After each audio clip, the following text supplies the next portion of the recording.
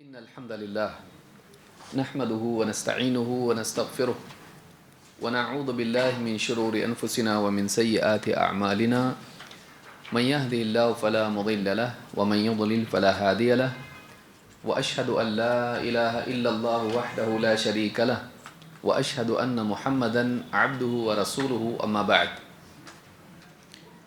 فإن خير الحديث كتاب الله وخير الهدي هدي محمد صلى الله عليه وعلى آله وسلم وشر الأمور محدثاتها وكل محدثة بدعة وكل بدعة ضلالة وكل ضلالة في النار. قال النبي صلى الله عليه وسلم وما اجتمع قوم في بيت من بيوت الله يتلون كتاب الله ويتدارسونه بينهم إلا نزلت عليهم السكينة وغشيتهم الرحمة وحفتهم الملائكة وذكرهم الله في من عنده ومن بطأ به عمله لم يسرع به نسبه. رواہ مسلم. میرے محترم دینی بھائیوں، نوجوان ساتھیوں، قابل احترام ماں بہنوں، اللہ رب العالمین کی نعمتوں میں سب سے بڑی نعمت دین کی نعمت ہے، اور اس دین کے سیکھنے کے لیے، اپنے ایمان کو تازہ کرنے کے لیے، اعمال کا جذبہ اور اعمال کے بارے میں صحیح معلومات حاصل کرنے کے لیے چلنا اور دینی مجالس میں بیٹھنا، یہ خود اپنی ذات میں ایک بہت بڑی نعمت ہے. یہ ایک ایسی نعمت ہے جس کی توفیق ہر انسان کو نہیں ملتی ہے. اسی لیے اللہ کے نبی صلی اللہ علیہ وسلم نے فرمایا من یرد اللہ بہ خیرا یفقہہ فی الدین. اللہ تعالیٰ جس کے لیے خیر کا ارادہ کرتا ہے اس کو دین میں تفقہ، دین کی گہری سمجھ عطا فرماتا ہے. اس کو پیسے دیتا ہے، اس کو حکومت دیتا ہے، اس کو شہرت دیتا ہے، اس کو دین کی گہری سمجھ دیتا ہے. اس لیے کہ صحیح سوچ، صحیح معلومات اور معلومات سے صحیح استنباط کی صلاحیت اور صحیح فیصلوں کی قدرت، صحیح انتخاب کی صلاحیت، اس کی توفیق اتنی عظیم چیز ہے کہ اس سے بڑھ کے کچھ ہو نہیں سکتا ہے. انسان کی قدر اور اس کا انجام اس کے انتخاب پر مبنی ہوتا ہے. آدمی کی ویلیو کتنی چنتا کیا، ساری چیزیں اس کے سامنے بکھری ہوئی پھیلی ہوئی ہیں. اس کی ویلیو معلوم ہوتی ہے اس سے کہ اس کے نزدیک کس کی چیز زیادہ، کون سی چیز زیادہ قیمتی ہے، وہ کس چیز کا انتخاب کرتا ہے. اور جو انتخاب کرتا ہے اسی بنا پر اس کا انجام بھی ٹکا ہوتا ہے. جو راستہ چنتا ہے اس منزل پہ پہنچتا ہے. لہٰذا دینی مجالس میں آنے کی توفیق ملنا، اس راستے کی توفیق ملنا، یہ اپنی ذات میں خود ایک نعمت ہے. اسی لیے ابھی حدیث تھوڑی دیر پہلے آپ نے سنی کہ وَمَنْ سَلَكَ طَرِيقًا يَلْتَمِسُ فِيهِ عِلْمًا سَهَّلَ اللَّهُ لَهُ بِهِ طَرِيقًا إِلَى الْجَنَّةِ. کہ جو علم کی طلب میں کوئی راہ چلتا ہے،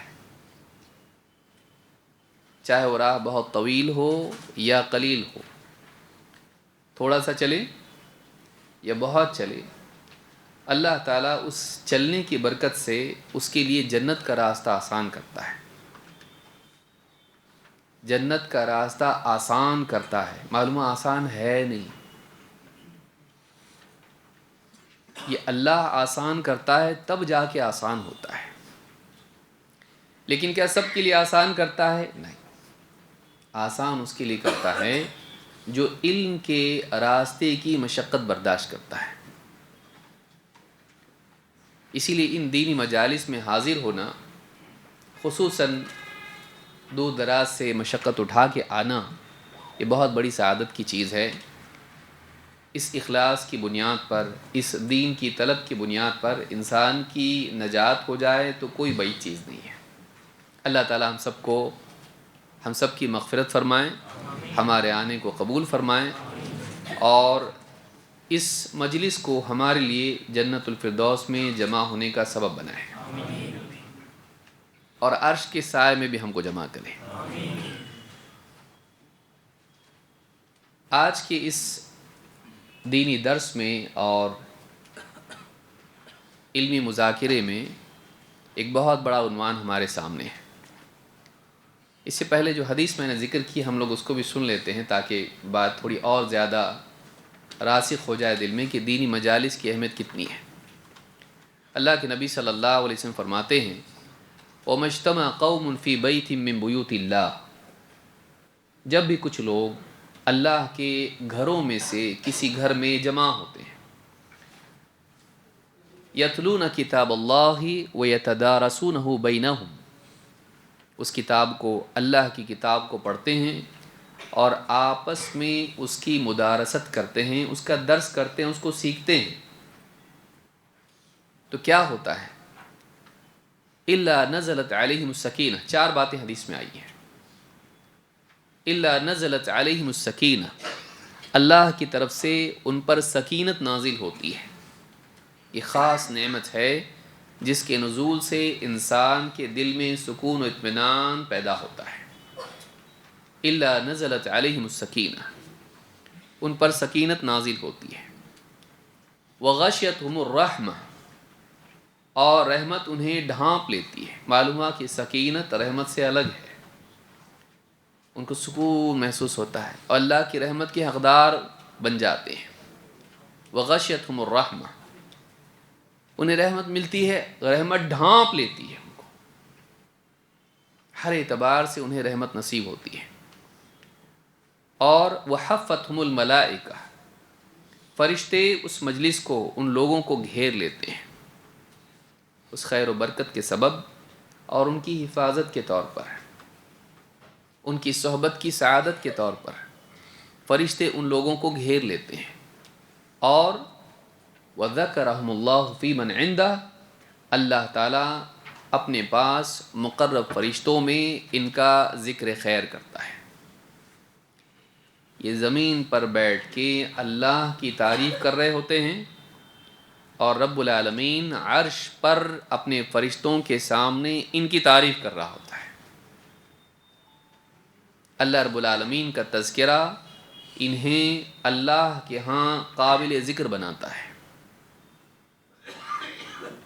لہٰذا اس دور میں جس میں عام طور سے لوگ موبائل فون اور اس طرح کی چیزوں میں مشغول رہتے ہیں، اس طرح کی دینی مجالس میں آ کے بیٹھنا اور لمبا وقت بیٹھنا اپنی ذات میں خود ایک بہت بڑی تعجب کی چیز ہے۔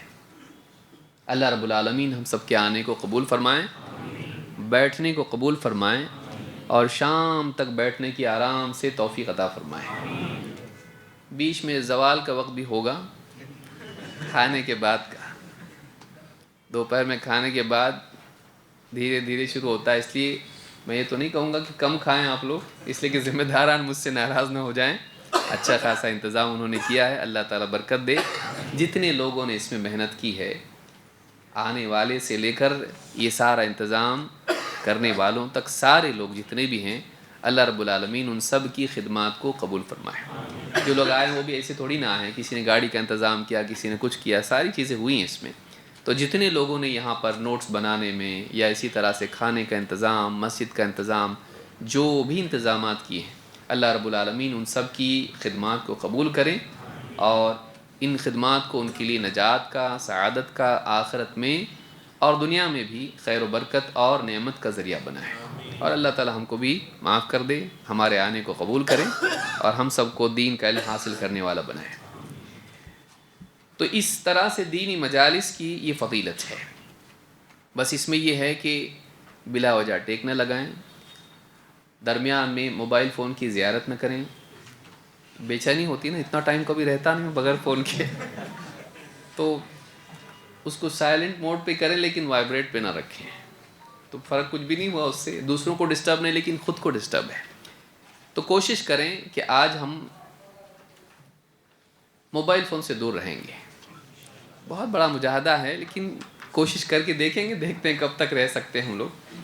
ہماری توجہات بالکل اس مجلس میں ہونی چاہیے، اور اس مجاہدے کو ہم اپنے لیے آخرت میں نجات کا ذریعہ بنائیں گے انشاءاللہ. بعض اوقات بولنا آسان ہوتا ہے، سننا مشکل ہوتا ہے. اتنا ہم سنتے نہیں کسی کو کبھی. تو لمبا وقت سننا جو ہے یہ ایک بہت بڑا مجاہدہ ہے، اور اس دور میں تو میں سمجھتا ہوں بہت بڑا مجاہدہ ہے، کیونکہ یہ شارٹس کا دور ہے.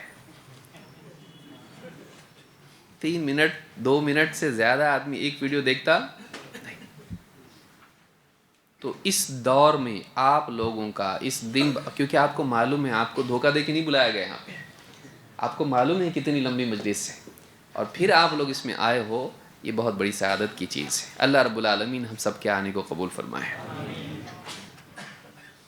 اور یہ زندگی ہے یوں ہی گزر جائے گی. ایک دن، ایک ہفتہ، ایک مہینہ، ایک سال، ایک ایک کر کے زندگی نکل جائے گی، اور اس زندگی میں کیے ہوئے اعمال باقی رہیں گے. جو کچھ عمل ہم نے کر لیا. آج کی دنیا میں کتنے لوگ ہیں، لاکھوں کروڑوں بلینس لوگ ہیں. کیا ہر ایک کو دینی مجالس میں بیٹھنے کی توفیق ملتی ہے؟ نہیں. عمل کی توفیق ملتی ہے؟ نہیں. اس لیے کہ جو حدیث میں نے ذکر کی مجلس کی، اس میں آخری جملہ کیا ہے؟ وَمَنْ بَطَّأَ بِهِ عَمَلُهُ لَمْ يُسْرِعْ بِهِ نَسَبُهُ، کہ جس کا عمل اس کو پیچھے کر دے، اس کا نسب اس کو آگے نہیں کر سکتا. جو عمل کی وجہ سے مقام میں پیچھے رہ جائے، وہ اونچے خاندان کا ہونے کی وجہ سے آگے کی سیٹ پہ اس کو جگہ نہیں ملے گی، وہ آگے کا مقام نہیں پا سکتا ہے. معلوم ہے کہ مقام اسلام میں، دین میں، آخرت میں اللہ کے ہاں عمل کی بنیاد پر ملتا ہے، خاندان کی بنیاد پر. ایسا پیارا دین اللہ نے ہم کو دیا ہے. کالا ہو، گورا ہو، حبشی ہو، عرب ہو، عجم ہو، کچھ نہیں. نبی کے گھر والا ہو، اگر اس کی زندگی میں عمل نہیں ہے، دوسرے کی زندگی میں اس سے زیادہ عمل ہے، اس کا مقام اونچا ہے. ان اکرمکم عند اللہ اتقاکم، تم میں زیادہ قابل اکرام اگر کوئی ہے تو وہ جو زیادہ تقوی والا ہے. ایسا دین اللہ نے ہم کو دیا ہے جس میں عمل کی بنیاد پر انسان کو مقام ملتا ہے. تو یہ بھی یاد رکھیں کہ دینی مجالس، محض دینی مجالس ایک لذت کے لیے، تفریح کے لیے نہ ہو جائیں، بلکہ ان مجالس میں ہمارا جمع ہونا، اس میں ایک بہت ہی مبارک اور بڑا اور بہت ہی قابل قدر مقصد ہے. وہ یہ کہ جو کچھ باتیں ہم سنیں اللہ اور اس کے رسول کی، جو کچھ ہم اقوال اور افعال دیکھیں اسلاف کے، اس کو اپنی زندگی میں لانے کی کوشش کریں. جو بھی بات ہم سنیں سوچیں یہ میری زندگی میں اس کو کہاں فٹ کر سکتا ہوں، میری زندگی میں اس کے مطابق کیسے بنا سکتا ہوں. جب اس طرح سے انسان دین کی باتوں کو سنتا ہے تو اس کی لذت اور بڑھ جاتی ہے، اور اس کی منفعت بھی بڑھ جاتی ہے، اس کی زندگی بہتر بنتی ہے. ورنہ آدمی سنتا رہتا ہے اور چٹان پر پانی بہتا رہتا ہے، کچھ اگتا نہیں. ویسا ہم کو نہیں بننا ہے کہ فرش پر پانی بہا اور بہہ کے نکل گیا. نہیں، ہم دیکھیں کہ میں اپنی زندگی میں اس کو کیسے لا سکتا ہوں. اپنے اندر علم کو جذب کرنا یہ بہت ضروری ہے. بس سننے کی حد تک سننا یہ ٹھیک نہیں ہے. اللہ تعالیٰ اس کی بھی ہم کو توفیق عطا فرمائے. قیامت کے دن جب جہنمی جہنم میں جائیں گے، اس وقت وہ چیخیں گے، چلائیں گے، اور اللہ تعالیٰ سے زندگی مانگیں گے، دوسری زندگی. وہ چاہیں گے دنیا میں واپس لوٹایا جائے، ایک موقع اور ملے، وقت ان کو ملے، تاکہ وہ ان کاموں کو کر کے آئیں جو نہیں کرتے تھے.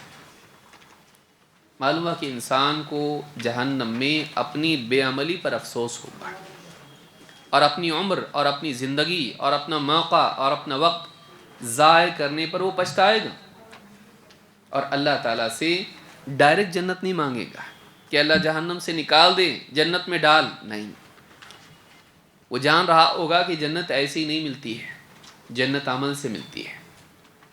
وہ پھر سے اللہ سے ایک موقع مانگے گا کہ اللہ دنیا میں ایک بار اور بھیج، تاکہ میں وہ عمل کر کے آؤں جو میں نہیں کرتا تھا. آخرت میں انسان کو میں نے کیا کرنا چاہیے تھا نہیں کیا، اس پر افسوس ہوگا، اور واپس سے وہ ایک اپرچونٹی اللہ سے مانگے گا، ایک موقع اللہ سے مانگے گا. اللہ تعالیٰ موقع نہیں دے گا. بلکہ اللہ تعالیٰ یاد دلائے گا آلریڈی تم کو ایک زندگی ہم نے دی تھی، تم نے اس کو برباد کیا، اب تمہارا کچھ نہیں ہو سکتا ہے۔ معلوم ہے کہ وقت بہت قیمتی چیز ہے، گویا کہ یہ زندگی جو ہم کو ملی ہے ویسی ہی ہے، جو کچھ تم کر سکتے ہو کرو، تاکہ آخرت میں نہ پچھتا ہو۔ تھوڑی دیر کے لیے اگر ہم کو بتا دیا جائے تو جہنم میں گیا تھا، اللہ نے واپس سے تجھ کو دنیا میں بھیجا ہے، بتائیے ہماری سوچ کیسی ہوگی؟ اگر اس موقع کو ہم ایسا مانیں، ایسا تصور کریں کہ آلریڈی ہم جہنم میں گئے تھے، اللہ ہم سب کی حفاظت فرمائے، آلریڈی ہم جہنم میں گئے تھے، اللہ نے وہاں سے نکالا اور پھر اب دنیا میں بھیجا، ٹھیک ہے ایک موقع اور دے رہا ہوں، جا آپ صحیح زندگی جی کے آئے۔ اگر یہ موقع ہو تو ہماری زندگی ویسی ہوتی جیسی ابھی ہے، لیکن فرق کیا ہے؟ بات تو وہی، جیسا جیو گے ویسی زندگی ملے گی آخرت میں، تو پہلی ہو یا دوسری ہو بات تو وہی ہے، لیکن دیکھنے کا زاویہ انسان کا اگر بدل جائے تو اس کی زندگی بدل جاتی ہے۔ ہم اپنی زندگی کو ایسا ہی سمجھیں کہ یہ موقع ہم کو ملا ہے، اپنے آپ کو جہنم سے بچا سکتا ہے تو بچا، اس کے بعد اور موقع ملنے والا نہیں ہے۔ قرآن کریم میں اللہ تعالیٰ فرماتا ہے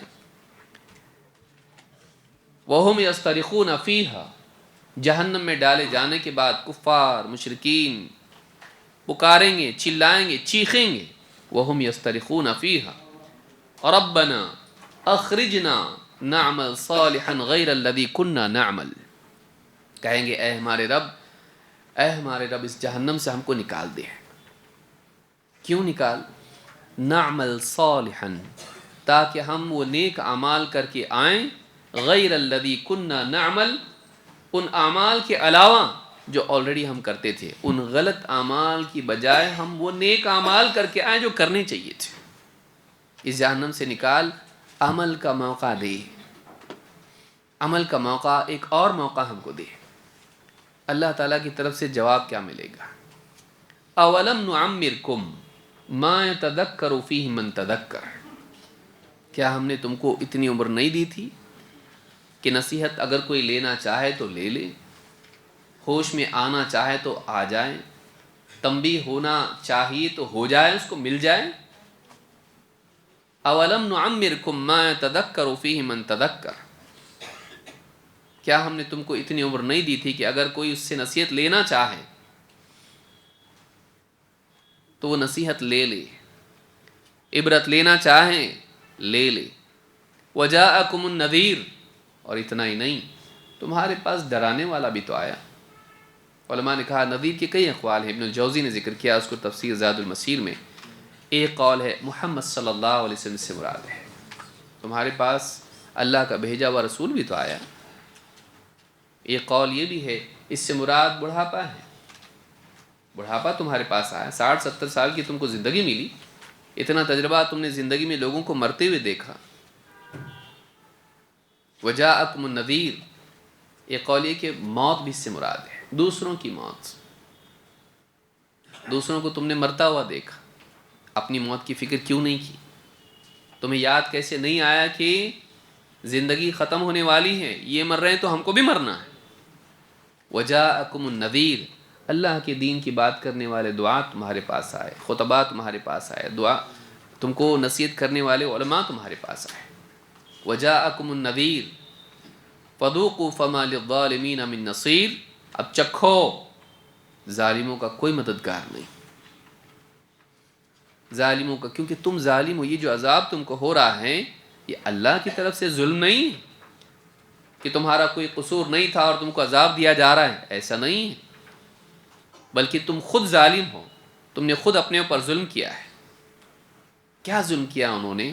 تم نے اپنا ایک موقع جو تم کو ملا تھا جہنم سے بچا کے اپنے آپ کو جنت میں لے جانے کا، تم نے اپنا وہ ایک موقع ضائع کر دیا۔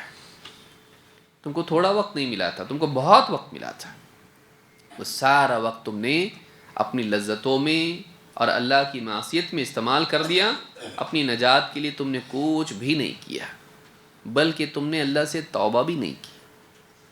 فذوقوا فما للظالمین من نصیر، اب چکھو، ظالموں کا کوئی مددگار نہیں ہے۔ اللہ تعالیٰ انسان کو یاد دلائے گا تجھ کو عمر دی گئی تھی، تو نے اپنی عمر ضائع کر دی، اتنا ٹائم تجھ کو ملا تھا۔ تو جہنم میں انسان اللہ سے دوبارہ زندگی مانگے گا، دوبارہ موقع اور وقت مانگے گا۔ اللہ کہے گا آلریڈی تم کو وقت اتنا ملا تھا جس میں انسان اگر نصیحت لینا چاہے، سدھار کی طرف جانا چاہے، جا سکتا ہے، اتنا ٹائم تم کو ملا ہے، لیکن تم نے اس وقت کو کیا کر دیا؟ ضائع کر دیا۔ تو وقت کا ضائع کرنا جہنم میں لے جاتا ہے۔ جو موقع ہم کو ملا ہے وہ موقع بہت قیمتی ہے، اس کی قیمت کب معلوم پڑے گی؟ جب انسان آخرت میں جائے گا۔ اور اگر اس نے موقع کو ضائع کر دیا تب تو بہت افسوس کرے گا، لیکن افسوس کرنے سے گیا ہوا موقع واپس نہیں آتا۔ افسوس کا فائدہ دنیا میں ہے، افسوس کا فائدہ آخرت میں نہیں ہے۔ دنیا میں اس لیے کہ آدمی افسوس کرتا ہے، توبہ کرتا ہے، کم سے کم موقع جانے کے بعد استغفار تو کر سکتا ہے، اتنا موقع تو ہے، اے اللہ معاف کر دے میں نے غلط کیا، اب واپس سے ریپیئر کرنے کا ٹائم میرے پاس نہیں ہے، موت قریب آ گئی، لیکن اللہ جو کچھ کیا تو معاف کر دے۔ مرنے سے پہلے توبہ تو کر سکتا ہے، لیکن مرنے کے بعد جو کچھ وقت ضائع کیا اور توبہ کا موقع بھی کھلا ہوا تھا، دروازہ کھلا ہوا تھا، اس کو بھی ضائع کر دیا۔ اب زندگی ختم، اب کیا؟ اب پچھتا کے فائدہ نہیں ہے، اب موقع مانگ کے فائدہ نہیں، جو تم مانگ رہا تھا وہ دیا گیا تھا تجھ کو، تو نے اس کو ضائع کر دیا، تو نے اس کو برباد کر دیا۔ ایک اور آیت، یہ سورہ فاطر کی آیت نمبر 37 ہے۔ سورۃ المؤمنون میں بھی اللہ تعالیٰ نے بتایا نہ صرف یہ جہنم میں بلکہ مرنے کے بعد بھی پچھتاوا ہوتا ہے۔ جب آدمی اپنی آنکھوں سے موت کو دیکھ لیتا ہے اور اب واپس لوٹنے کا موقع نہیں ہوتا ہے، عذاب کے فرشتے، موت کے فرشتے سب دیکھ لیتا ہے اور موت آتی ہے، اس وقت بھی انسان واپس جانے کے لیے موقع مانگتا ہے، صرف جہنم میں نہیں، ابھی وہ مر رہا ہے، مرنے کے قریب ہے، مر گیا ہے، اس وقت میں بھی اللہ سے موقع مانگتا ہے۔ اللہ تعالیٰ نے قرآن کریم میں فرمایا حَتَّى إِذَا جَاءَ أَحَدَهُمُ الْمَوْتُ قَالَ رَبِّ ارْجِعُونِ، یہاں تک کہ جب ان میں سے کسی کی موت کا وقت آ جاتا ہے، ان کو موت آتی ہے تو کہنے لگتا ہے رب ارجعون، اے میرے رب مجھے واپس لوٹا دے۔ یہاں جمع کا صیغہ ہے ارجعون، ارجعونی۔ پہلے علماء نے کہا پہلے اللہ سے دعا کرتا ہے، پھر فرشتوں سے کہتا ہے مجھے واپس لوٹا دو، کیونکہ جمع سے کہہ رہا ہے وہ ارجعون، تم سب مجھے واپس لوٹا دو، اے اللہ مجھے واپس لوٹا دے دنیا میں۔ کیوں؟ لعلی اعمل صالحا فیما ترکت، اس لیے لوٹا تاکہ جو نیک اعمال میں چھوڑ آیا وہ جا کے واپس کروں۔ افسوس کس چیز کا ہو رہا ہے؟ اور یہ بڑے بڑے لوگوں نے کہا ہے کہ بڑھاپے میں بھی انسان کو پیچھے پلٹ کے زندگی جب دیکھتا ہے تو محسوس ہوتا ہے کہ بہت کچھ اپرچونٹیز میرے پاس تھی، کر سکتا تھا، میں نے نہیں کیا، کرنے کے کام میں نے نہیں کیے، میرے پاس مواقع تھے لیکن میں نے ضائع کر دیے۔ وہاں افسوس ہوتا ہے آدمی کو بڑھاپے میں، کتنے سارے موقع تھے میرے پاس، نہیں کیا میں۔ لعلی اعمل صالحا فیما ترکت، تاکہ میں جا کے دنیا میں واپس وہ نیک اعمال کروں جو میں نے چھوڑ دیے، نہیں کیے میں نے۔ اللہ تعالیٰ کیا فرماتا ہے؟ کلا، نہیں، ہرگز نہیں۔ ہرگز نے دونوں اعتبار سے، ایک مطالبے کے اعتبار سے، ایک اس کی حالت کے اعتبار سے، اس کے دعوے کے وعدے کے اعتبار سے۔ نہیں ہو سکتا ہے، واپس نہیں جا سکتا اور تو جو کہہ رہا ہے نا کہ میں عمل کروں گا جا کے نیک، نہیں کرے گا تو۔ کلا، اس لیے کیا کہا؟ انہا کلمۃ ہوا قائلھا، یہ تو بس ایک بات ہے جو وہ کرے گا، یہ تو بس بات ہے، زبان سے بات کر رہے ہیں، ایسا نہیں کہ واقعی وہ آ کے بھی کرتا ہو۔ کلا انہا کلمۃ ہوا قائلھا، اس لیے کہ قرآن میں دوسری جگہ اللہ نے فرمایا وَلَوْ رُدُّوا لَعَادُوا لِمَا نُهُوا عَنْهُ، سورہ الانعام میں آیت نمبر 28 میں اللہ نے فرمایا اگر انہیں واپس لوٹا دیا جائے وہ وہی کریں گے جس سے منع کیا تھا اللہ نے، وعدہ کر رہا ہے کہ میں صحیح بن کے آؤں گا، نیک اعمال کروں گا، نہیں. یہ جب مصیبت میں پھنس جاتا ہے نا انسان تو نجات کے لیے وعدے کرتا ہے. صاحب اب چھوڑ دو، میں آئندہ نہیں کروں گا. آپ بچوں کو دیکھیے، انسان کی فطرت میں ہی ہے. ابو پٹائی مت کرو، میں آئندہ نہیں کروں گا. چھوڑ دو، ایک ہفتے کے بعد دیکھو پھر سے وہی ہے، پھر سے وہی ہے. انسان کے مزاج میں وہ نہیں کنٹرول کر پاتا ہے. واقعی تقوی، اللہ کا استحضار، گناہ کی سنگینی، انجام کا خوف اگر واقعی انسان کے ذہن پر مسلط ہو، اس کے دل پر غالب ہو، تب جا کے رک پاتا ہے وہ. کلا انہا کلمۃ ہو قائلھا ومن ورائہم برزخ الی یوم یبعثون. اور ان کے پیچھے ایک برزخ ہے قیامت کے دن تک جب انہیں اٹھایا جائے گا. واپس وہ نہیں آ سکتا، دنیا میں واپس نہیں آ سکتا. یہ سورۃ المؤمنون کی آیت نمبر 99 اور 100 ہے، 99 and 100. اس میں اللہ نے کیا فرمایا کہ مرنے کے وقت میں بھی انسان اللہ تعالیٰ سے، جب انسانوں سے انقطاع ہو جاتا اس کا، تو اللہ واپس بھیج دے دنیا میں. وہ جو نیک عمل کرتا تھا، کرنا چاہیے تھے نا، میں نہیں کیا، کر کے آتا میں. معلوم ہوا کہ انسان کو موت کے وقت بھی افسوس ہوتا ہے، اور جہنم میں جا کے تو خوب چیخے گا، چلائے گا، وہ اللہ واپس سے دنیا میں بھیج. تو آج ہمارا کیا ہے؟ آج وہی تو موقع ہمارے پاس ہے جو وہ لوگ چلائیں گے، چیخیں گے، موقع مانگیں گے اللہ سے. آلریڈی اللہ نے ہم کو موقع دے دیا ہے. اس موقع کا ہم کیا کر رہے ہیں؟ اس وقت کو ہم کیسے استعمال کر رہے ہیں؟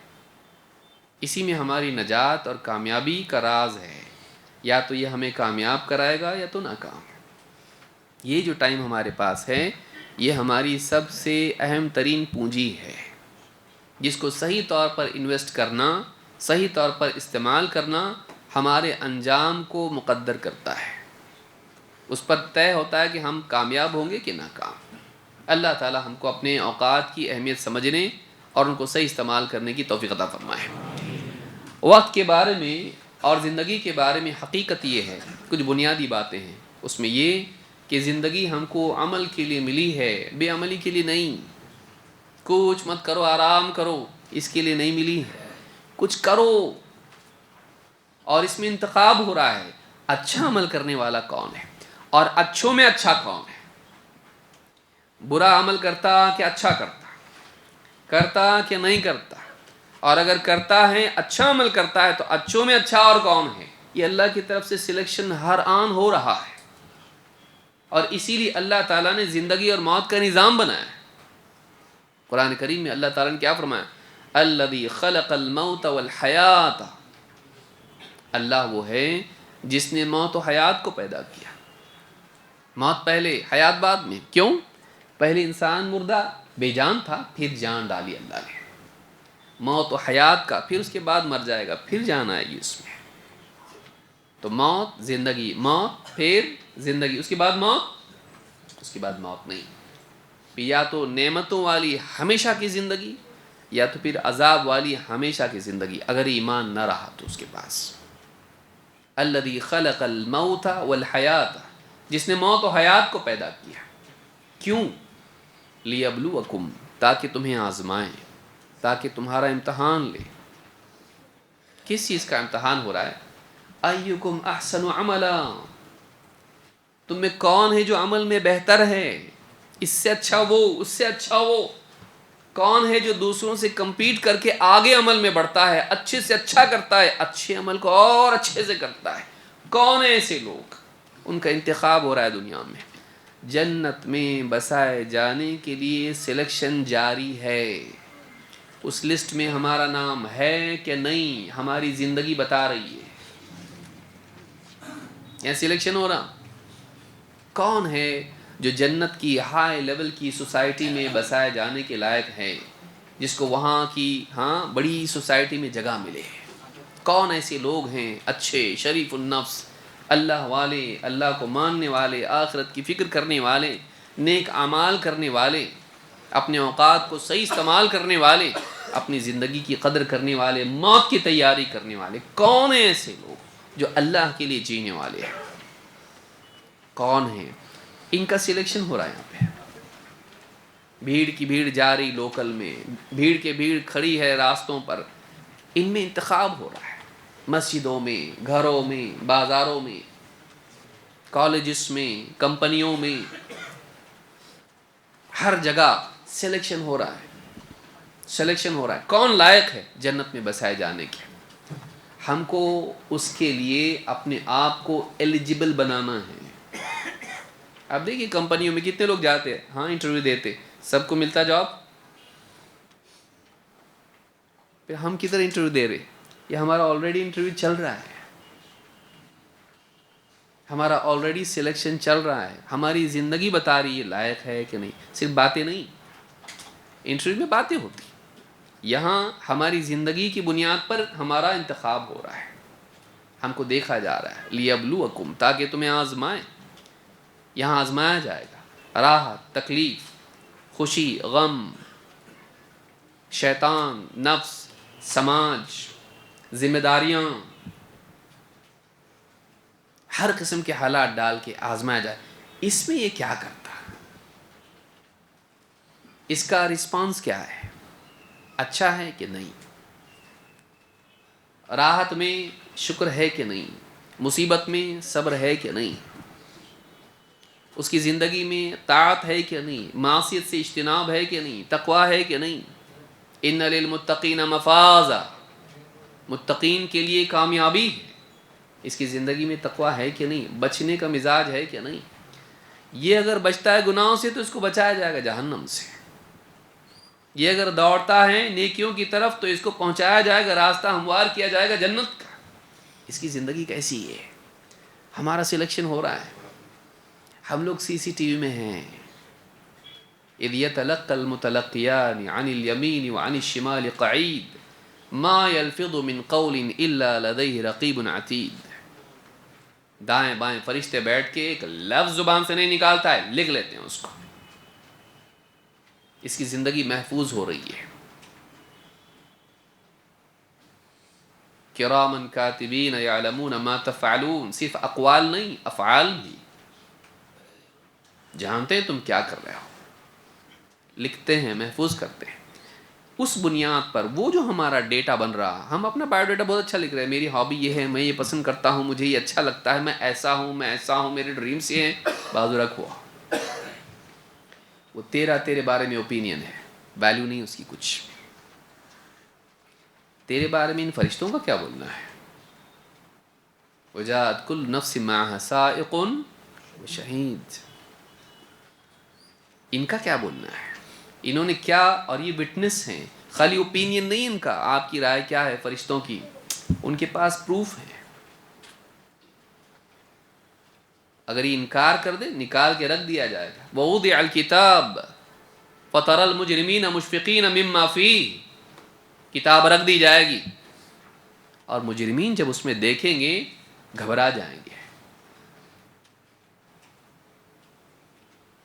اور کہیں گے کیا کتاب ہے، چھوٹی بڑی ہر چیز اس میں موجود ہے، گھبرائیں گے، وہاں پہ ہر چیز ہماری ریکارڈنگ ہو رہی ہے، ہم کو آزمایا جا رہا ہے، ہم کو موقع اللہ نے دیا، عمل کر، کیسے عمل کرتا تو، اچھے برے، اچھے میں اچھے کہ نہیں، اچھے عمل کو اچھے سے کرتا کہ نہیں، یعنی نیکی کر رہا ہے، نماز پڑھ رہا ہے، اخلاص سے پڑھتا کہ نہیں، سنت کے مطابق پڑھتا کہ نہیں، خشوع سے پڑھتا کہ نہیں پڑھتا، تیرے عمل میں مداومت ہے یا کبھی کبھار مڑ میں آیا تو کرتا، ایکم احسن عملا، تو زندگی موت کا نظام اللہ نے پیدا کیا، کیوں، اچھا عمل کرنے والا کون ہے تم میں سے، یہ نہیں کہ کچھ نہ کرے، کچھ کریں، کیسا کرے، تو زندگی جو اللہ نے ہم کو دی ہے یہ طاعات سے، اعمال سے بھرنے کے لیے ہے، پڑے رہنے کے لیے نہیں، انشاءاللہ سوچیں گے دیکھیں گے نہیں، تو اپنے اوقات کو اعمال سے بھر، یہ جو زندگی ملی ہے کچھ کرنے کے لیے ملی ہے، نہیں کرنے کے لیے نہیں،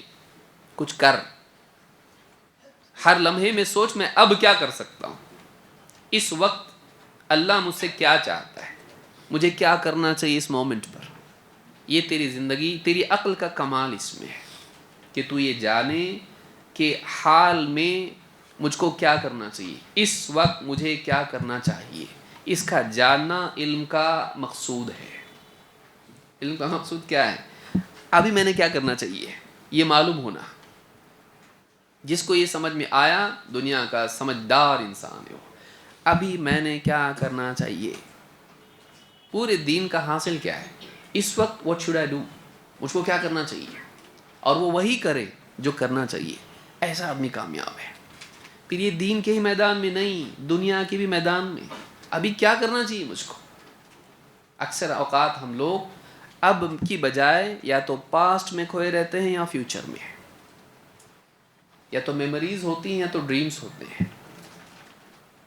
ماضی کی یادیں یا مستقبل کے خواب, اسی میں ہم لوگ جیتے رہتے ہیں, اور اس میں حال ہمارا برباد ہوتا رہتا ہے ان ایکٹیویٹی کے ساتھ میں.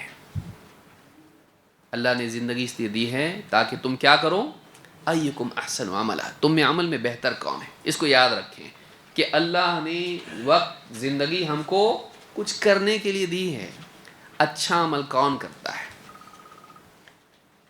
اور آگے بڑھتے ہیں, وقت کا صحیح استعمال, اچھا عمل کون کرتا ہے. لیکن مسئلہ یہ ہے کہ جیسے جیسے انسانیت, دنیا قیامت کے قریب جائے گی, ٹائم سکڑتا چلا جائے گا, ٹائم کی برکت ختم ہوتی چلی جائے گی, اور وقت تیزی سے گزرتا جائے گا. نبی صلی اللہ علیہ وسلم کے بعد ایک کے بعد ایک کے بعد ایک کے بعد قیامت تک ادوار آئیں گے. ہم لوگ بہت اینڈ میں ہیں, معلوم نہیں کب ختم ہو جائے. جتنے نشانیاں بتائی ہیں اللہ کے نبی صلی اللہ علیہ وسلم نے, چھوٹی نشانیاں تقریباً سب ہم دیکھ چکے ہیں, شاید ہی کوئی رہی ہوں ان میں. بڑی نشانیاں ابھی ظاہر نہیں ہوئی جہاں تک کہ ہمارا علم ہے, لیکن چھوٹی نشانیاں تقریباً ساری دکھائی دے چکی ہیں. تو بعد کے دور میں وقت جو ہے بہت تیزی سے گزرنے لگے گا. تو یہ اور بھی سیریس پرابلم ہے, مطلب کہ ایک تو ٹائم کم ہے اور وہ بھی فاسٹ ہے. تو اس کو کتنا ہم کو سمجھداری سے استعمال کرنا چاہیے, اور کتنا اس کو یوٹیلائز کرنا چاہیے, کتنی عقل مندی سے اس کا استعمال کرنا چاہیے. اللہ کے نبی صلی اللہ علیہ وسلم فرماتے ہیں, لا تقوم الساعۃ حتی یتقارب الزمان, قیامت قائم نہیں ہوگی یہاں تک کہ زمانہ ایک دم قریب ہو جائے گا. یعنی ٹائم ایک دم نزدیک نزدیک ہونے لگے گا, یعنی تنگ ہو جائے گا. فتکون السنۃ, یعنی ایک ٹائم کا ایک پوائنٹ دوسرے پوائنٹ سے بہت نزدیک ہو جائے گا. اوقات کے سرے ہیں, جیسے صبح شام ہے, ایک سال سے دوسرا سال, ایک مہینے سے دوسرا مہینہ, ان کا جو ڈسٹنس ہوتا ہے یہ ڈسٹنس کیا ہو جائے گا, کم, جلدی آئے گا.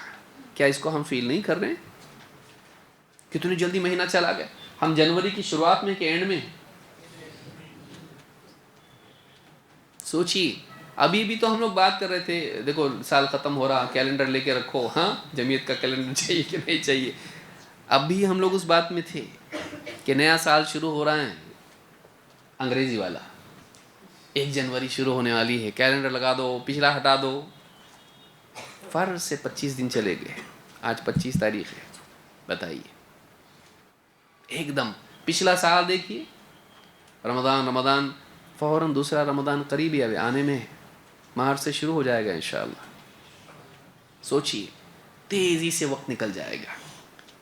لا تقوم الساعۃ حتی یتقارب الزمان فتکون السنۃ کالشہر, سال مہینے کی طرح ہو جائے گا, سال ایسا جائے گا جیسے مہینہ جاتا ہے.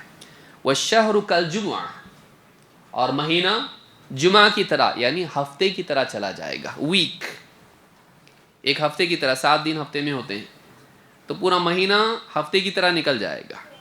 وتکون الجمعۃ کالیوم, اور ہفتہ دن کی طرح ہو جائے گا. ویکون الیوم کالساعہ, اور دن ایک گھڑی کی طرح یا ایک گھنٹے کی طرح ہو جائے گا. دن کی گھڑیاں ہوتی ہیں, اس میں ایک ساعت کی طرح ہو جائے گا. وتکون الساعۃ کالضرمۃ بالنار, اور ایک گھنٹہ یا ایک ساعت ایسے گزر جائے گی جیسے کوئی سوکھی شاخ جلانے پر جل کے ختم ہو جاتی ہے. الضرمہ جو ہے ایک دم کھوکھلی قسم کی شاخ جس کو آگ لگاتے بالکل سر سے ختم ہو جاتی ہے. تو ساعت ایسے نکل جائیں گے. آج دیکھیے, آپ نیند میں سے اٹھے, سب سے پہلے آپ نے تلاش کیا, میرا موبائل فون لیا, آپ نے فیس بک یا کچھ بھی میسج چیک کیا آپ نے, اور ایک کے بعد ایک آپ دیکھتے دیکھتے دیکھتے آپ اس کے بعد گھڑی آپ نے دیکھی, 1 گھنٹہ نکل گیا، وقت بھی آپ کو معلوم نہیں پڑتا. اتنا بیٹھے بیٹھے بستر میں، یہاں وہاں مسجد کے اندر کہیں بھی بیٹھا آدمی کر رہا ہے، 1 گھنٹہ آرام سے نکل گیا، معلوم بھی نہیں پڑتا ہے. ایسے جیسے کوئی مطلب کاغذ جل گیا ہو، اتنی تیزی سے وقت نکل جائے گا. امام احمد اور ترمذی نے اس کو روایت کیا ہے. سیل جامع صغیر حدیث نمبر 7422، حدیث صحیح ہے. تو ایک بات یہ بھی معلوم ہوئی کہ ہم لوگوں کے لیے 2 پرابلم ہیں.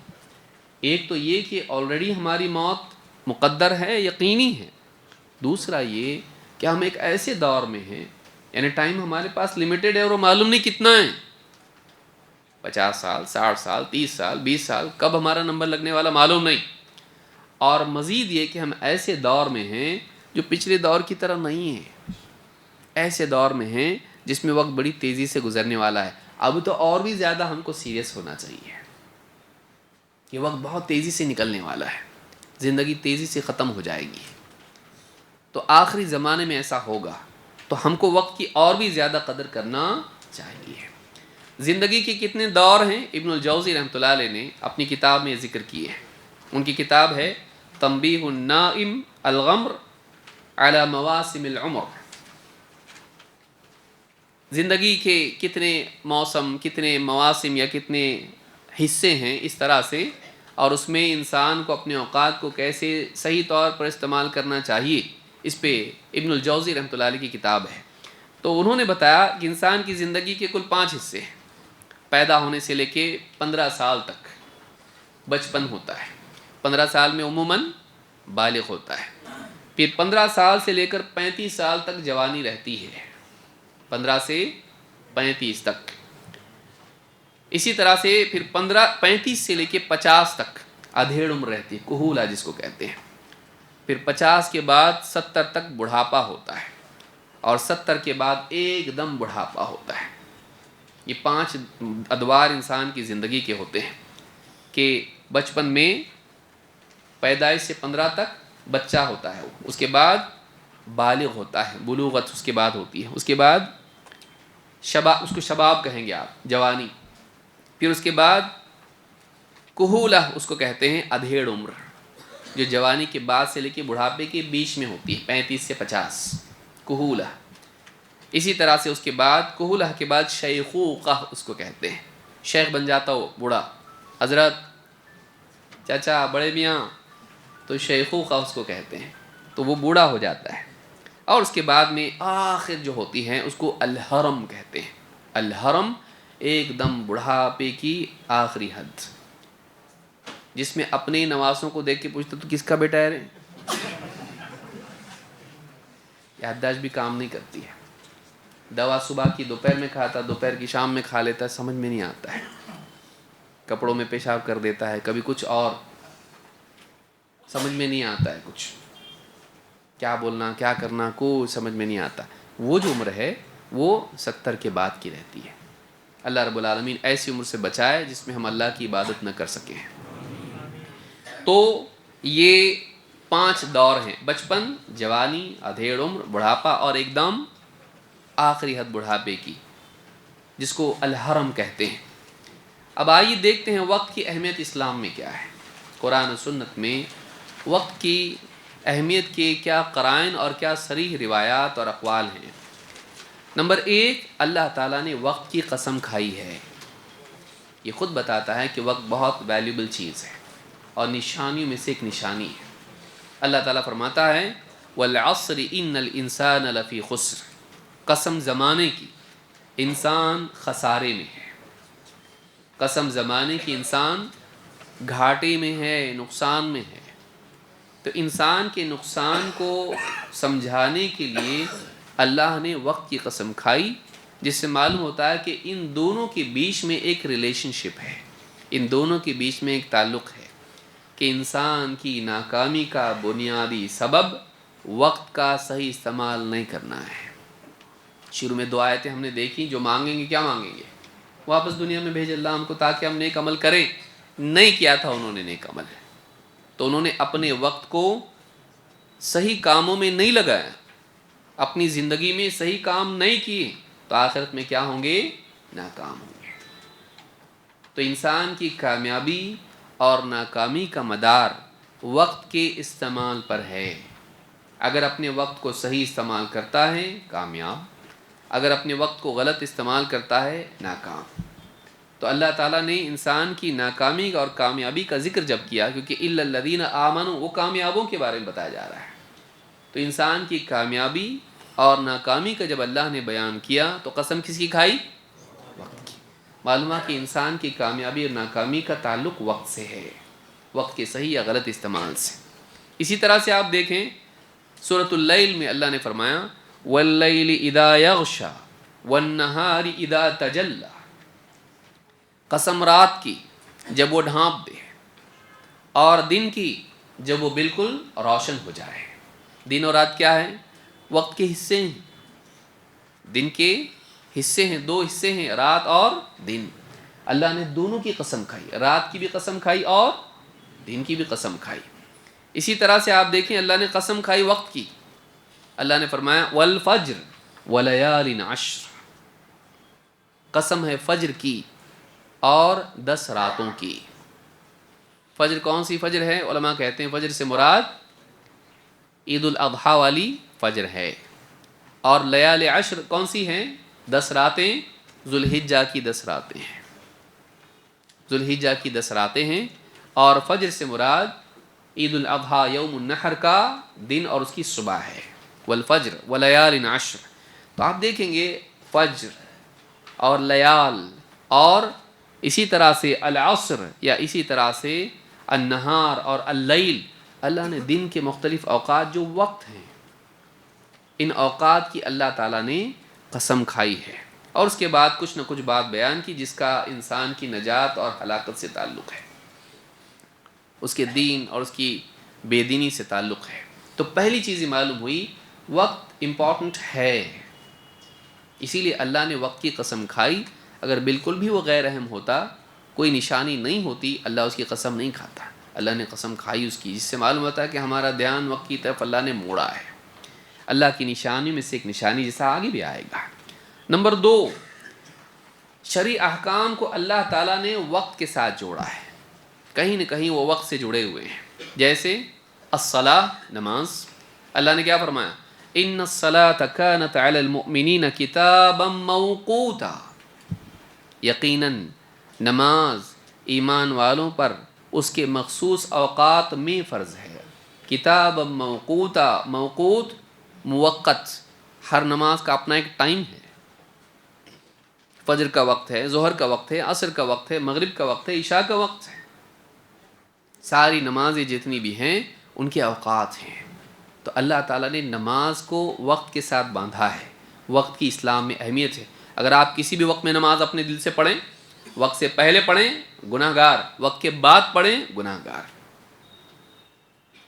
الا یہ کہ آدمی سفر میں ہو، جمع کر رہا ہے تقدیم و تاخیر کے ساتھ میں، یا کوئی عذر اس کے پاس ہو، جیسے کوئی عورت ہو جس کو بار بار خون آتا ہو، استحاضہ اس کو ہو، یا اسی طرح سے کوئی مریض ہو، تب تو گنجائش ہو سکتی جمع کی، حضر میں بھی۔ لیکن آدمی فجر کی نماز کا وقت نکل گیا اور 9 بجے اٹھ کے پڑھ رہا ہے، گناہ گار ہوگا وہ، بعض علماء نے کہا قبول ہی نہیں ہوگی اس کی، اگر بغیر عذر کے اس نے نماز ضائع کی ہے تو یہاں پر یہ دیکھیں کہ نماز کے لیے اللہ نے وقت مقرر کیا ہے، اس ٹائم میں تم کو نماز پڑھنا ہے، اور حدیثوں میں وہ تفصیل آئی ہے اور قرآن میں بھی اس کی طرف اشارہ موجود ہے۔ اسی طرح سے آپ زکوٰۃ کے بارے میں دیکھیں، زکوٰۃ کے لیے بھی اللہ تعالیٰ نے وقت مقرر کیا ہے، احادیث وغیرہ میں آیا کہ سال میں ایک مرتبہ زکوٰۃ دی جائے گی، ہر سال کے بعد اس کو زکوٰۃ دینا ہے جو بھی مال ہے اس کے اندر۔ قرآن کریم میں اللہ نے فرمایا، فصل کے تعلق سے فرمایا وَآتُوا حَقَّهُ يَوْمَ حَصَادِهِ، جو فصل تم کاٹتے ہو اس فصل کا حق ادا کرو جس دن کٹائی ہو۔ یہ مکی صورت ہے اور یہ پہلے چیز تھی، بعد میں اس کی تفصیلات آئی کہ اگر بارش والی زمین ہے تو اس میں عشر دیا جائے گا، 10th اس کا دیا جائے گا پیداوار کا، اور اگر ایسی زمین ہے جس میں کنویں وغیرہ سے پانی لیا جاتا ہے اور اس میں زکوٰۃ نکلتی ہے تو اس میں 20واں حصہ دیا جائے گا۔ لیکن کیا کہا کہ اس کا حق ادا کرو کب؟ یوم حصادہ، اس کی کٹائی کے دن۔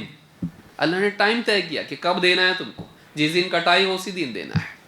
بعد میں تفصیلات آئی مدینہ میں، لیکن یہ اجمالی حکم کہاں تھا؟ مکہ میں تھا۔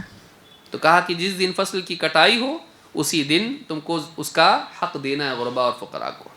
اس کا نصاب پہلے نہیں تھا، بعد میں نصاب آیا۔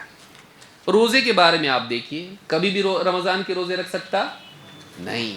اس سال گرمی آ رہی ہے تو ہم فلاں سردی کے موسم میں رمضان کے روزے رکھیں گے، کر سکتے نہیں، اللہ نے ٹائم رکھا اس کا۔ کیا کہا؟ فمن شہد منکم الشہر فلیصمہ، جو رمضان کا مہینہ پائیں وہ رمضان کے روزے رکھیں۔ رمضان کے روزے رمضان ہی میں رکھے جائیں گے، الا یہ کہ کوئی مریض ہو یا مسافر ہو۔ لیکن اگر عذر اس کے پاس نہیں ہے، مرض کا یا سفر کا، تو ایسا آدمی اس کو رمضان ہی میں روزے رکھنے، اللہ نے طے کر دیا یہاں تم کو روزے رکھنے ہیں، پوری انسانیت کو، پورے مسلمانوں کو روزے رکھنے ہیں، مرد ہوں عورت ہوں سب کو روزے رکھنے ہیں اس مہینے میں۔ اللہ نے طے کر دیا ٹائم، شرع احکام ٹائم کے ساتھ جڑے ہوئے ہیں۔ حج کے بارے میں آپ دیکھیے، یہ اسلام کے بنیادی ارکان ہیں۔ حج کے بارے میں اللہ نے کیا فرمایا؟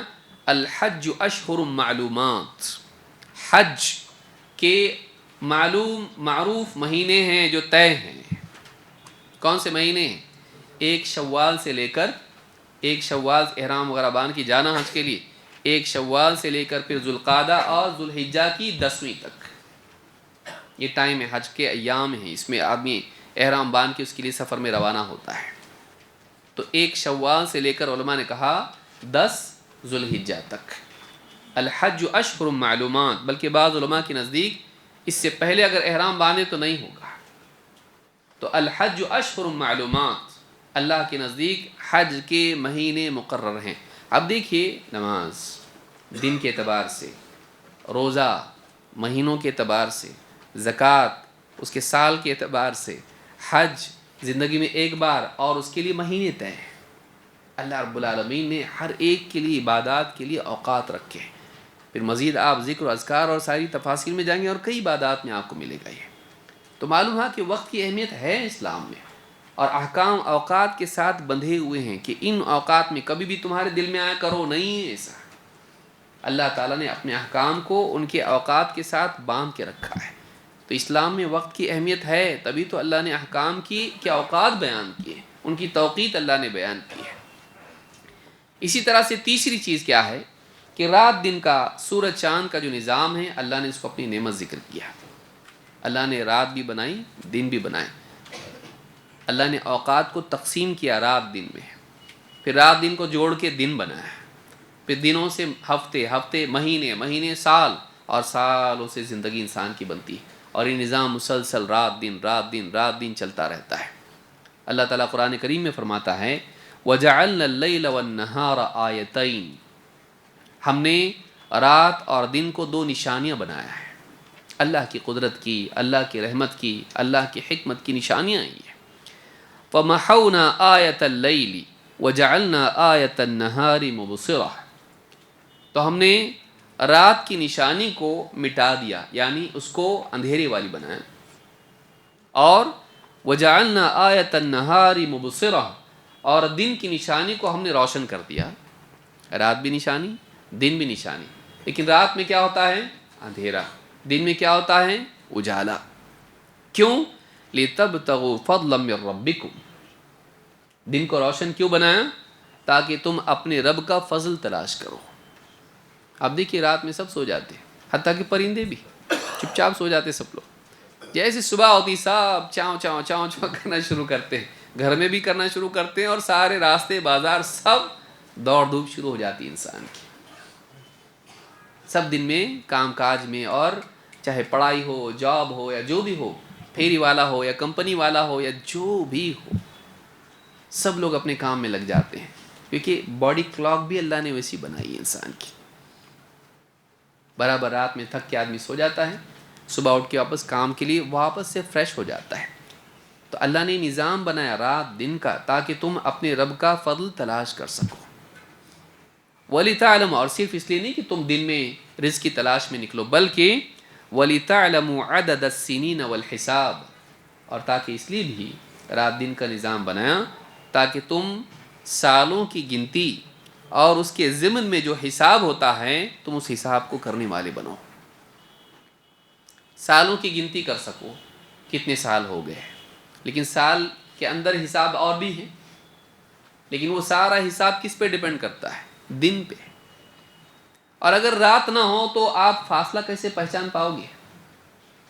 بھئی دن گیا رات آئی، پھر رات کی پھر دن آیا، تو یہ جو چینج ہوتا ہے اسی سے تو کاؤنٹ کرنا ایزی ہوتا ہے.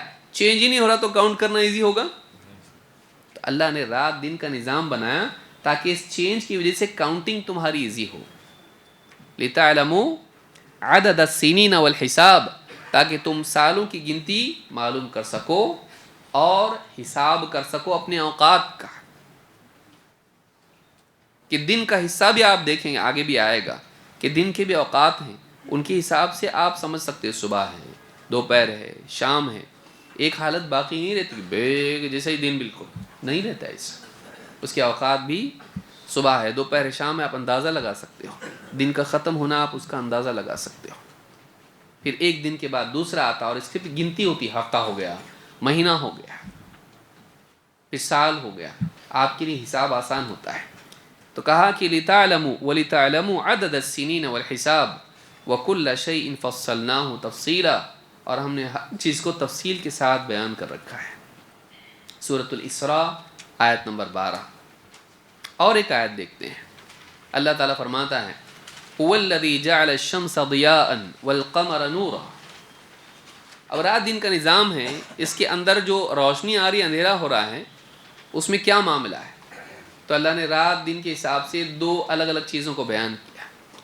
هُوَ الَّذِي جَعَلَ الشَّمْسَ ضِيَاءً، وہی اللہ ہے جس نے سورج کو روشن بنایا، روشنی دینے والا. وَالْقَمَرَ نُورًا، اور چاند کو نور والا بنایا. وَقَدَّرَهُ مَنَازِلَ لِتَعْلَمُوا عَدَدَ السِّنِينَ وَالْحِسَابِ، اور چاند کی منزلیں مقرر کر دی. چاند کے سائے گول ہی رہتا نا ہمیشہ، گول تو رہتا لیکن دکھنے میں رہتا کیا؟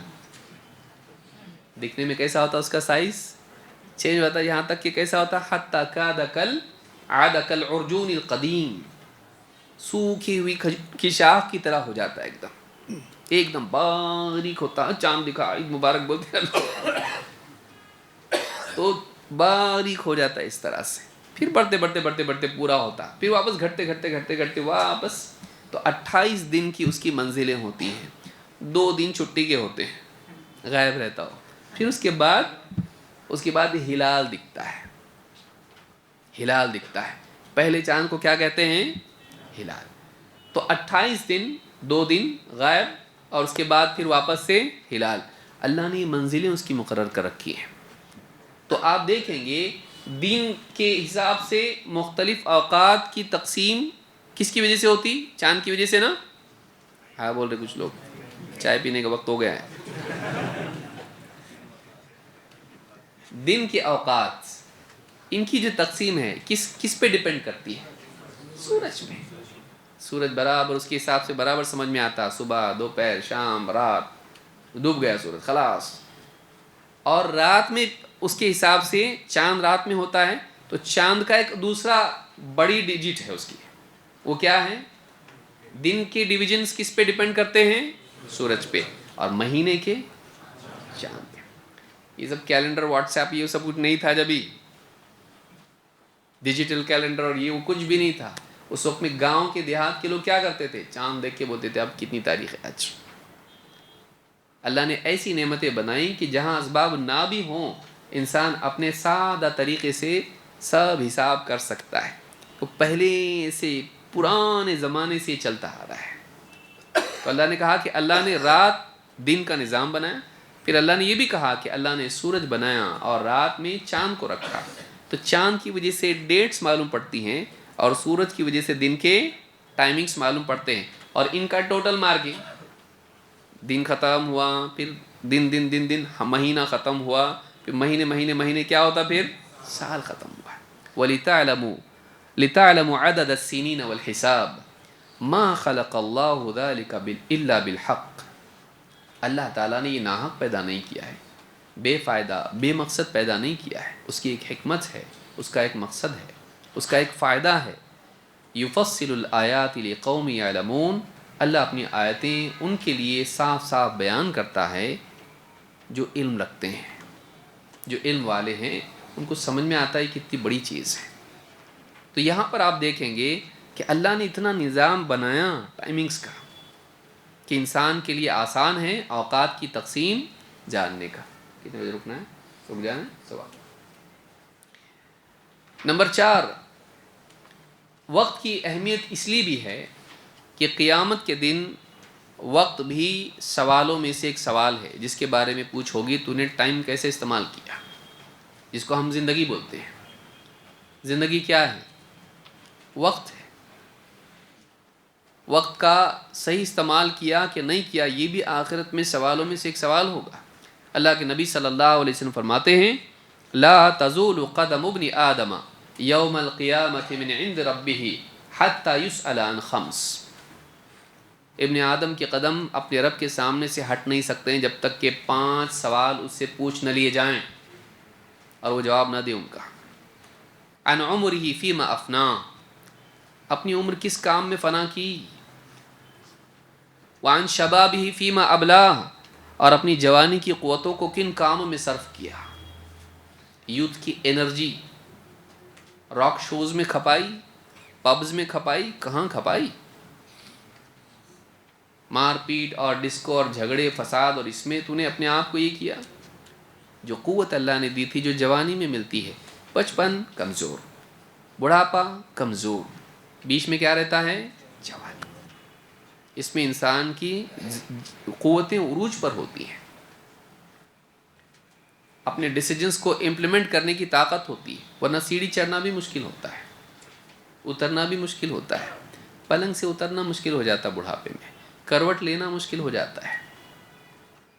جوانی کی جو قوت تجھ کو ملی تھی واپس ملنے والی نہیں، جن کی جوانی اس کو سنبھالی ہے۔ بڑھاپا آنے والا ہے، یقینی چیز ہے۔ جوانی کے بعد جوانی نہیں، جوانی کے بعد کیا ہے؟ اور بڑھاپے کے بعد موت ہے۔ واپس بچپن نہیں ہے، بڑھاپے کے بعد موت ہے۔ تو جو جوانی چلی گئی وہ واپس آنے والی نہیں ہے، کتنا بھی آپ کو تھیراپی بتائے جھوٹ ہے صاحب۔ بڑھاپا واپس سے ریورس نہیں ہوتا ہے، جوانی میں تبدیل نہیں ہوتا ہے، ختم۔ تو اپنی عمر کس کام میں کھپائی، جوانی کی قوتوں کو کن کاموں میں صرف کیا، اور وَمَالِهِ مِنْ أَيْنَ اكْتَسَبَهُ وَفِيمَا أَنْفَقَهُ، مال کہاں سے کمایا، کہاں خرچ کیا۔ وَمَاذَا عَمِلَ فِيمَا عَلِمَ، اور جو کچھ جانتا تھا اس کے مطابق کتنا عمل کیا۔ عمر، ٹائم، جوانی، اسٹرینتھ، انرجی، قوت، فزیکل فٹنس جو بھی بولو آپ اس کو، قوت، علم یعنی وقت اور قوت، اور تیسرا مال، اور چوتھے علم۔ ان 4 چیزوں کے بارے میں سوال ہوگا۔ مال کے بارے میں 2 سوال ہیں، آیا کیسا، گیا کیسا۔ تو ہمارا وقت کیسا جا رہا، ہماری انرجی کس کام میں جاری، ہمارے پاس جو اسباب ہیں ان کا استعمال، ہم سورسز جو بھی ہمارے پاس مینز ہیں ان کو کیسے یوٹیلائز کر رہے ہیں ہم لوگ، اور پھر جو ہمارے پاس انفارمیشن ہے، نالج ہے، دین کی سمجھ ہے، اس کے مطابق ہم کتنا جی رہے ہیں۔ قیامت کے دن ان کا سوال ہونے والا ہے، جس میں سب سے پہلے کیا پوچھا جائے گا؟ عمر کس کام میں لگائی، ٹائم کیسے استعمال کیا۔ تو وقت کی اہمیت اسلام میں اس اعتبار سے بھی ہے کہ قیامت میں جو سوالات پوچھے جائیں گے ان میں پہلا سوال انسان کی عمر یعنی اس کے وقت کے بارے میں ہوگا۔ اب ہم دیکھ لیں کہ ہم اپنے اوقات کو کیسے استعمال کر رہے ہیں۔ امام ترمذی نے اس کو روایت کیا ہے، صحیح الجامع الصغیر حدیث نمبر 7299، حدیث حسن درجے کی ہے۔ نمبر 5، جہاں ہم نے دیکھا کہ 2 چیزیں ہیں، عمر اور وقت۔ حدیث بتا رہی ہے، اللہ کے نبی صلی اللہ علیہ وسلم کا اس بارے میں فیصلہ ہے کہ انسانوں کی میجورٹی اس میں فیل ہے۔ اب ہم کو طے کرنا ہے ہم کامیاب لوگوں میں ہیں یا ناکام لوگوں میں ہیں۔ اللہ کے نبی صلی اللہ علیہ وسلم فرماتے ہیں نعمتان، 2 نعمتیں ہیں، مغبون فیہما کثیر من الناس، زیادہ تر لوگ ان 2 نعمتوں کے بارے میں مغبون ہیں، مغبون اس کو کہتے ہیں جس کو تجارت میں گھاٹا ہو جائے دھوکے کی وجہ سے. جیسے کوئی آدمی ایسی جگہ انویسٹ کر دے، کیا تھا بہت سارے لوگوں نے. آپ کو کیسے معلوم میں کس کے بارے میں بول رہا ہوں؟ آپ کا بھی لگا ہے. ہاں،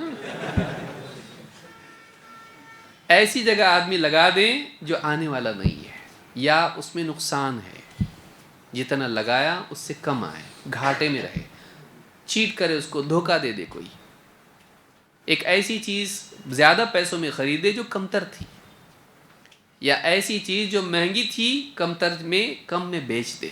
دھوکے میں آ گیا، لاس میں آ گیا آدمی. کہ ایک انسان گھٹیا کو، یاد رکھیں میں کیا کہنا چاہ رہا ہوں، گھٹیا کو پانے کے لیے زیادہ قیمتی کو خرچ کرے تو یہ لاس ہے انسان کے لیے. کہ جو قیمتی وقت اور زندگی اس کو ملی تھی ایسے کاموں میں صرف کر دیا جو ویسٹیج ہے، صرف سکرول ہے وہ اور کچھ بھی نہیں ہے. ایسے کام میں انویسٹ کر دیا اپنے ٹائم کو جو بالکل بے قیمت ہے، دھوکے میں ہے. انرجی، اپنی آنکھ کی انرجی، ہاتھ کی انرجی اور جتنی بھی صلاحیتیں اللہ نے دی ہیں ایسے کاموں میں صرف کر دیا جو میننگ لیس تھے، ایک دم کوئی نتیجہ اس کا نہیں تھا. تو کہا کہ نعمتان مغبون فیہما کثیر من الناس. بہت سے لوگ، اگر اکثریت کہیں تو بعید نہیں ہوگا، مشاہدہ تو یہی ہے، بہت سے لوگوں کا حال یہ ہے کہ اکثر نہیں، کثیر من الناس حدیث میں بہت سے لوگوں کا حال یہ ہے کہ ان دو نعمتوں کے بارے میں خسارے میں ہے، گھاٹے میں ہے، لاس میں ہے، دھوکے میں ہے. وہ دو نعمتیں کیا ہیں؟ الصحت والفراغ. وہی دو چیزیں جن کا سوال قیامت کے دن ہونے والا ہے. عمر کہاں خرچ کی، جوانی کی صلاحیت کہاں خرچ کی؟ صحت اور فراغت. صحت اور فراغت، ہیلتھ اور فری ٹائم. فری ٹائم کو تو نے کیسے استعمال کیا؟ تیرے پاس تھوڑا بھی جو فری ٹائم تھا، تجھ کو ذمہ داریوں کے علاوہ جو تیرے پاس وقت ملا، کیسے خرچ کیا تو نے اس کو؟ جو قوت تیرے پاس تھی اس کو کیسے خرچ کیا تو نے؟ ابن الجوزی رحمۃ اللہ علیہ، یہ بخاری کی حدیث ہے، ابن الجوزی رحمۃ اللہ علیہ فرماتے ہیں قد يكون الانسان صحيحا ولا يكون متفرغا لشغله بالمعاش. ایسا ہوتا ہے کہ آدمی صحت مند ہوتا ہے لیکن اپنی معاش میں بزی ہونے کی وجہ سے، مشغولیت کی وجہ سے فارغ نہیں ہوتا ہے. صحت مند تو ہے لیکن رسپانسبلٹیز، ذمہ داریاں اتنی زیادہ ہیں کہ وہ فری نہیں ہے. وقد يكون مستغنيا ولا يكون صحيحا. اور کبھی ایسا ہوتا ہے کہ اس کو معاش کی ضرورت نہیں ہے، بہت پیسہ اس کے پاس، لیکن ایسا آدمی صحت مند نہیں ہوتا ہے، بستر پر پڑا ہوا ہے، صحت مند نہیں ہے، بیمار ہے یا بوڑھا ہو گیا. تو پیسہ ہے لیکن صحت نہیں ہے، فارغ ہے لیکن اس کے پاس صحت نہیں، اس کو کچھ کمانے کی ضرورت نہیں، میرے پاس بہت ہے لیکن صحت نہیں ہے، کچھ کر ہی نہیں سکتا ہو، نہ دنیا نہ دین. تو کہتے ہیں فَإِذَا اجْتَمَعَ فَغَلَبَ عَلَيْهِ الْكَسَلُ عَنِ الطَّاعَةِ فَهُوَ الْمَغْبُونُ. کہتے ہیں کہ اگر یہ دونوں چیزیں کسی انسان کے پاس جمع ہو جائیں، جو کہ بہت مشکل ہے، فارغ بھی ہے، صحت مند بھی ہے، فری ٹائم ہے اس کے پاس اور ہیلتھ بھی ہے، ٹائم ہے کچھ کرنے کے لیے اور ہیلتھ بھی ہے کچھ کرنے کے لیے، دونوں چیزیں جمع ہوئیں، لیکن ایسا آدمی سستی کرے اللہ کی فرما برداری میں، یہ مغبون ہے کہ اس کے پاس اپرچونٹی تھی اس نے ویسٹ کر دی. آپ کو کوئی جاب مل سکتا تھا اور آپ نے اپلائی نہیں کیا کمپنی ہے، ارے اتنا بڑا پیکیج تھا، تو نہیں یہ اپلائی، وہاں پہ معلوم ہی نہیں تھا اس کو، گیا، ناکام ہے آدمی، تو بیوقوف آدمی، اب بند ہو گیا ہو. یا اتنا بڑا ٹینڈر مل رہا تھا تو نہیں لیا ہو، معلوم ہی نہیں تھا، کیا کر رہا تھا، دعوت میں تھا، ولیمہ کھا رہا تھا. تو ولیمے میں کھاتے رہے، دوسروں کی ولیمے کھاتے رہے، خود کی بھی شادی کرنے کی نہیں، موقع تھا نہیں کر پایا. تو انسان نے موقع تھا اس کے پاس، اس کو یوٹیلائز کر کے وہ بہت اونچا مقام پا سکتا تھا اللہ کے ہاں، ویسٹ کر دیا اپرچونٹی کو. تو اگر اس کے پاس فراغت بھی رہے اور اس کے پاس صحت بھی ہو ان دونوں کو جمع کر کے وہ صحیح اس کو یوٹیلائز نہیں کریں، جو کہ بہت ریئرلی ہوتا ہے، تو اس سے زیادہ بیوقوف اور کون ہو سکتا ہے کہ اس نے اتنی قیمتی موقع کو ضائع کر دیا۔ تو ابن حجر رحمہ اللہ نے فتح الباری میں اس کو ذکر کیا ہے۔ میں سمجھتا ہوں ہم لوگ کو ابھی رکنا چاہیے، اور آپ لوگ فوراً جا کے ابھی چائے سے فارغ ہو جائیں، اس کے بعد ہم لوگ 11:30 بجے وقت پر جمع ہوں گے انشاءاللہ۔ اقول هذا واستغفر الله لي ولكم۔ السلام علیکم۔